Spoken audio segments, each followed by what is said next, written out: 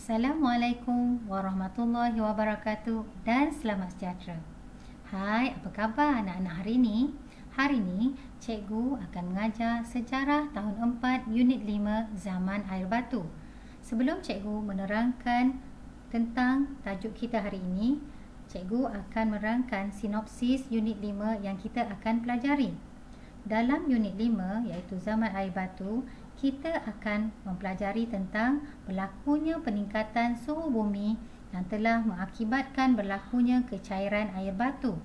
Bentuk muka bumi dan kehidupan manusia turut mengalami perubahan. Unit ini membincangkan maksud dan garis masa zaman air batu, perubahan zaman air batu akhir dan kesan perubahan zaman air batu akhir di Asia Tenggara. Apakah yang akan kamu pelajari dan kamu dapati setelah mempelajari unit ini? 1.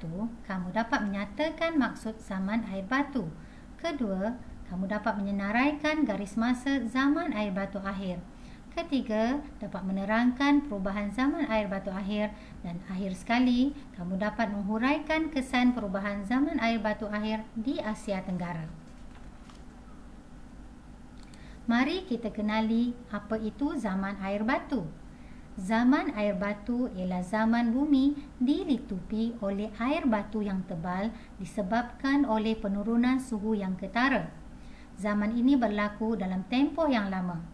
Pada zaman air batu akhir, berlaku proses pengglasiaran atau kecairan air batu akibat peningkatan suhu bumi. Pencairan air batu menyebabkan paras air laut meningkat. Dalam sejarah dunia, zaman air batu berlaku sebanyak 5 kali. Zaman air batu akhir berlaku pada kala Quaterna yang dibahagikan kepada 2 epok, iaitu Pleistocene dan Holocene. Pada epok Pleistocene, suhu bumi rendah dan banyak kawasan dilitupi oleh air batu. Manusia pula mengetahui cara membuat api dan tanah dataran menjadi lebih luas. Manakala pada epok Holocene pula, suhu bumi mula meningkat, air batu mula mencair dan paras air laut meningkat. Jika kita lihat garis masa zaman air batu akhir, pada garis masa zaman air batu akhir berlaku pada kala Quaterna pada epok Pleistocene dan epok Holocene. Epok Pleistocene berlaku 2.5 juta hingga 11,700 tahun dahulu, manakala epok Holocene pula berlaku 11,700 tahun dahulu hingga kini. Beberapa haiwan pada zaman Pleistocene telah pupus, antaranya harimau bertaring lengkung, mammoth dan sloth.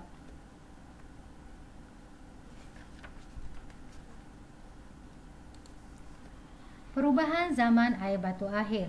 Terdapat beberapa perubahan berlaku pada zaman air batu akhir. Antara perubahan yang berlaku ialah berlakunya perubahan bentuk muka bumi.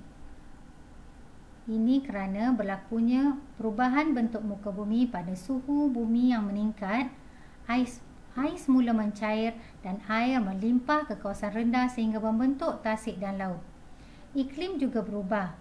Iklim berubah daripada terlalu sejuk pada sederhana sejuk. Berlakunya perubahan iklim disebabkan oleh sinaran matahari dan pemanasan bumi. Selain daripada perubahan bentuk muka bumi dan iklim, berlaku juga rupa bentuk fizikal bumi yang berubah. Perubahan bentuk fizikal bumi mewujudkan kawasan dataran yang ditenggelami air dan paras air laut meningkat sehingga 100 meter. Peningkatan suhu juga telah memberi kesan kepada bentuk muka bumi dan kehidupan manusia dan haiwan. Bentuk fizikal bumi yang baharu, berlakunya pembentukan tasik air tawar dan adanya aliran air sungai yang berubah. Selain daripada itu, berlakunya kepupusan haiwan. Kepupusan berlaku akibat perubahan suhu. Haiwan seperti harimau bertaring lengkuk dan mammoth telah pupus. Pertempatan manusia juga berlaku perubahan. Manusia bergerak keluar ke kawasan yang lebih panas. Manusia mencari tempat untuk membina penempatan baru. Seterusnya, kita akan pelajari tentang kesan perubahan zaman air batu akhir di Asia Tenggara. Perubahan yang berlaku pada zaman air batu akhir seperti pengglasiran, perubahan iklim dan bentuk muka bumi turut memberikan kesan di Asia Tenggara. Antara kesan tersebut termasuklah kenaikan paras air laut di pentas Sunda dan berlakunya pergerakan manusia dan haiwan. Kenaikan paras air laut di pentas Sunda adalah disebabkan oleh kecairan air batu yang menyebabkan kenaikan paras air laut yang membawa kepada pembentukan sungai dan tasik di Asia Tenggara. Aliran air sungai telah menenggelamkan kawasan tanah rendah di sepanjang tepi pantai.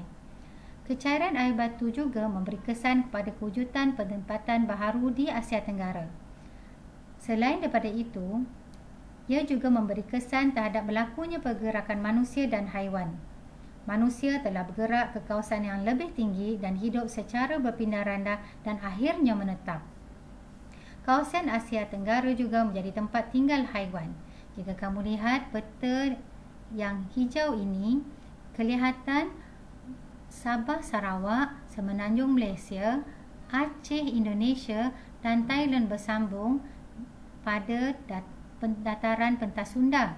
Tetapi kesan daripada pencairan ais menyebabkan Aceh, Semenanjung Malaysia, Sabah Sarawak dan Thailand dipisahkan oleh air laut.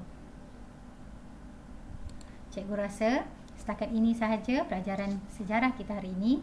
Jom kita belajar sejarah untuk mengenali diri kita sendiri. Sekian. Assalamualaikum warahmatullahi wabarakatuh.